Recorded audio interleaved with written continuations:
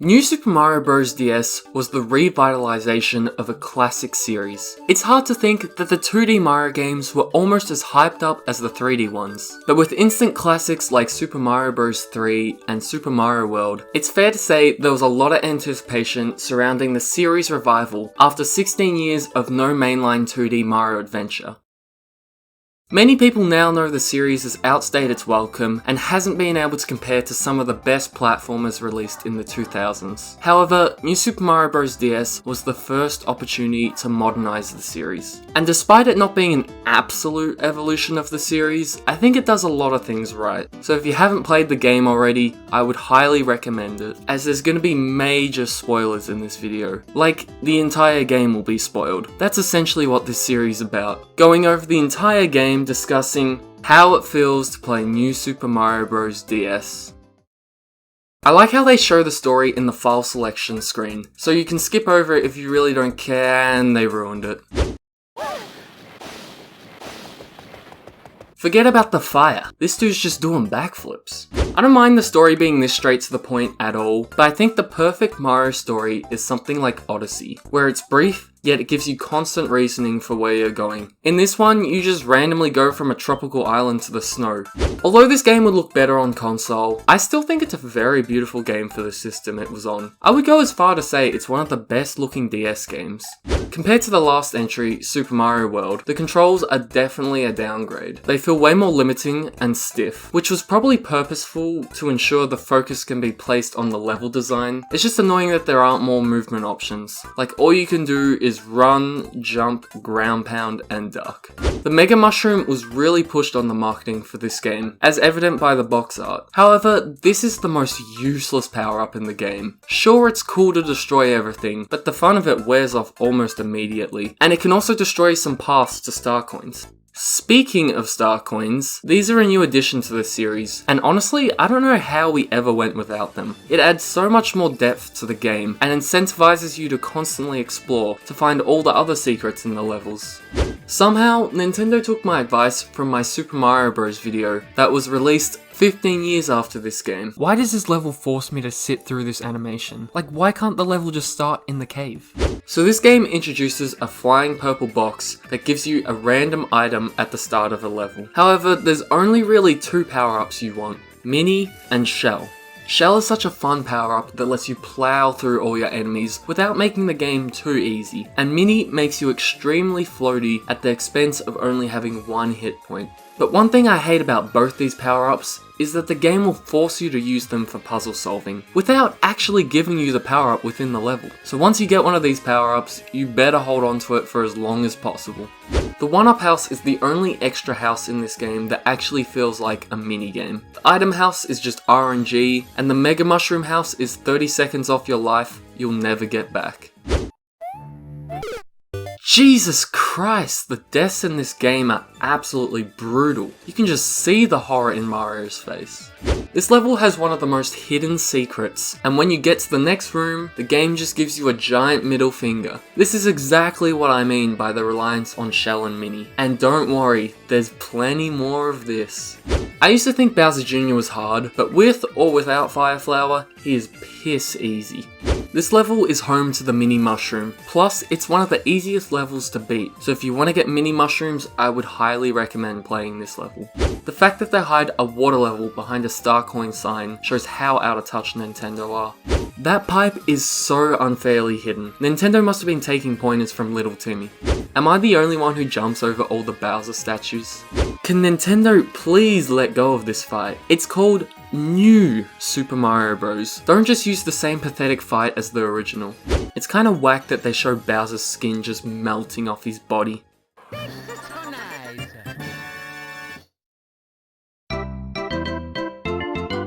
The music in this level is very deceptive, as you have actually just entered hell. Ah yes, a sewage level in the desert world, because deserts are famous for having plenty of sewers. So 4 levels into this world, and we've already had 2 secrets that require Mini. Okay, from now on, I'm not using Fire Flower on Bowser Jr. That's just plain cheating. The block saw me killing all its friends and was like, fuck this shit, I'm out of here.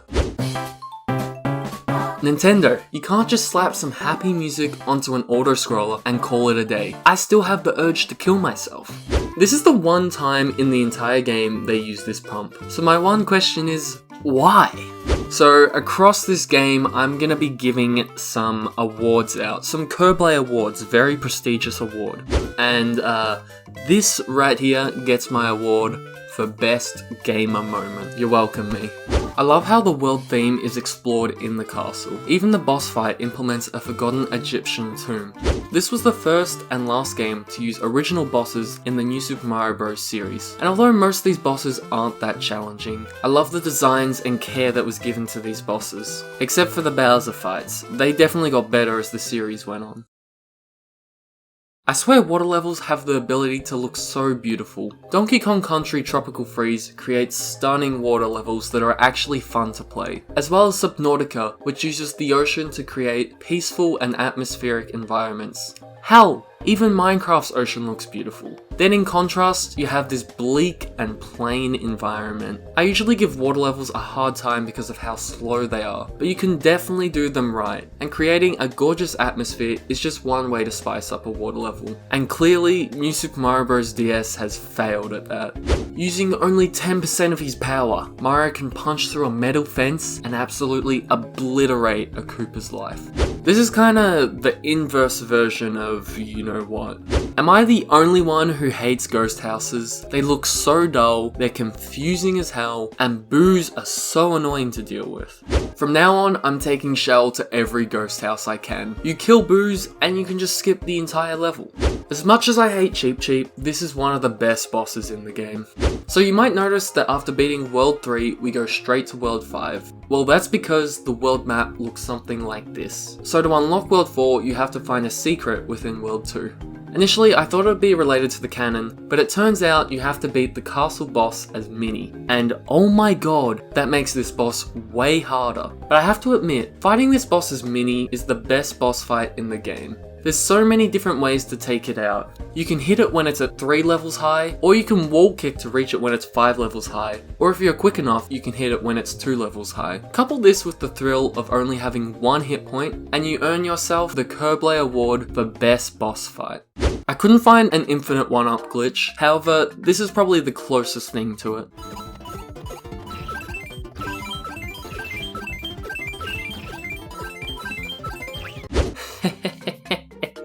I had to take him out of his misery. This time round, the Bowser Jr. fight is a bit harder, as now he throws shells at you, and ducks when you try and jump on him. Is it just me, or do the Wigglers look high as fuck? This Goomba sacrificed his life just for a chance to kill me. Now that's what I call dedication to the job. Big Boo! Wanna hear the most annoying sound in the world? As daunting as Big Goomba is, this boss can be cheesed very easily through just wall kicking. You're all free to go! Go! Live your lives! Except for you, you're just dead. Oh no, I'm getting war flashbacks from this level. Anything to avoid a ghost house. What the hell is even that? I like how a bullet bill is launched at your exact height, so you constantly have to use different mushrooms to avoid it. My dude's literally out here just trying to do some exercise, then Mario comes along and sentences him to fucking death. What even is that death noise? Put some effort into it like Yoda. The level layout is so weird here. Like, what the fuck is the point of this area? This is where I come to cry. Cool. Why are they allowed to put a desert in a rock world and explain it by this? In fact, you can see 4 different level themes in the one spot.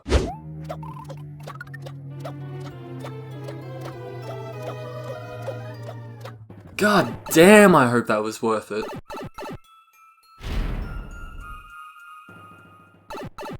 How am I only now realizing that a ground pound does double damage? That puzzle at the end should be worth 2 star coins, cause that was freaking difficult to figure out. Nice. Even though this is only the World 6 castle, I think this is probably the hardest castle in the game. The third star coin is pure evil, and moreover gets the Koblai award for hardest star coin. Why can't you guys just invest in a staircase? Why does this room exist? It has nothing in it and doesn't progress the level at all. So I go backwards here in an attempt to outsmart the ghost house, and it punishes me by putting me back to the start. Fun.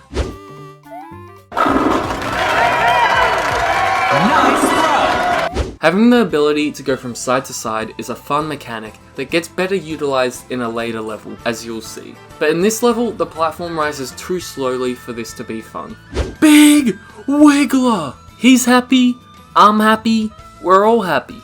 Haha, now I've got blue coin star. This must be a reward for getting through the ghost house. I have to applaud them for hiding the star coin, but at the same time, why is it expected with no the plant's supposed to go down? I thought this would be a 1-up, so I didn't want to banish it into the pit. Alright, yep, I did not follow that at all.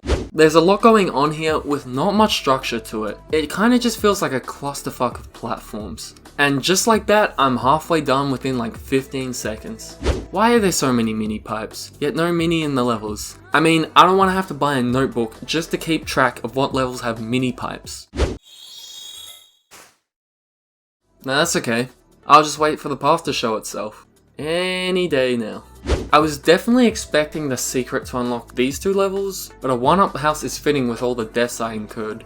With the gift of foresight, this level isn't too bad, but without it, you're pretty much fucked.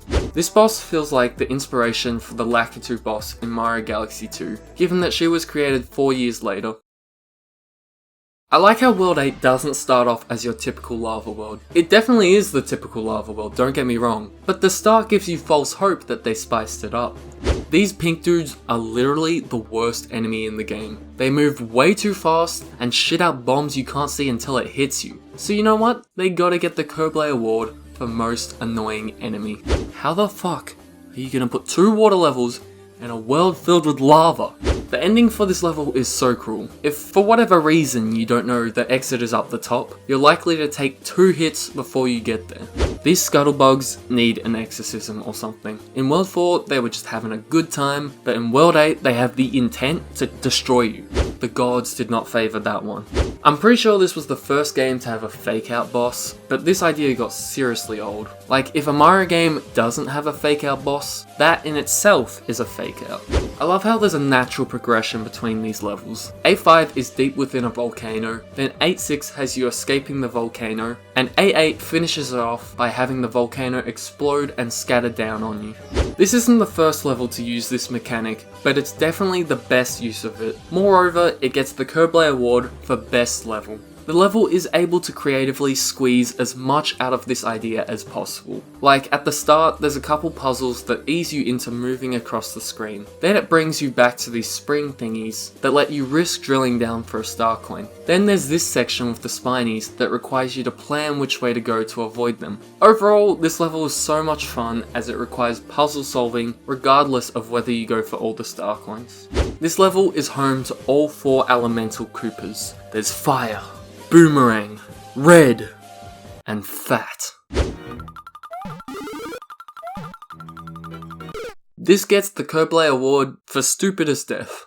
This is how you do auto-scrollers right. You gotta put the player in a constant state of fear so that they don't get bored waiting for the next important thing to happen.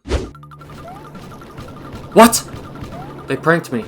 Now that is how you hype the final level. That was an incredibly hard challenge, and honestly, I believe it's even harder than the final level. So I award this level the Koblai award for hardest level. Mario just casually strolling up to the final castle like it's another Monday. Flipping the gravity is such a genius idea, because I shit you not, when I was a kid I never realized the main area was the same but just flipped. This mechanic works so well that they can use it on the same room and have it feel like a completely different room. It's kind of fucked up that Bowser Jr. was waiting till Mario got into the room to throw his dead dad into the potion. Like, he must have spent a solid 5 minutes next to the remains of his dad. This kid's a freaking psychopath. I would be lying if I said I didn't struggle with the final boss, but it's not much of a fair challenge when you just throw two easy bosses together. I feel sorry for Mario. He's only ever gonna reach first base with Peach. I didn't have a proper ending for this video, so I'm just talking now. If I don't use the actual edit that I wanted to do, because it sounds pretty hard. Yeah, I'm probably gonna use this because like I don't want to do this really hard edit. And yeah, I think this has gone long on enough that it covers the end screen. So yeah.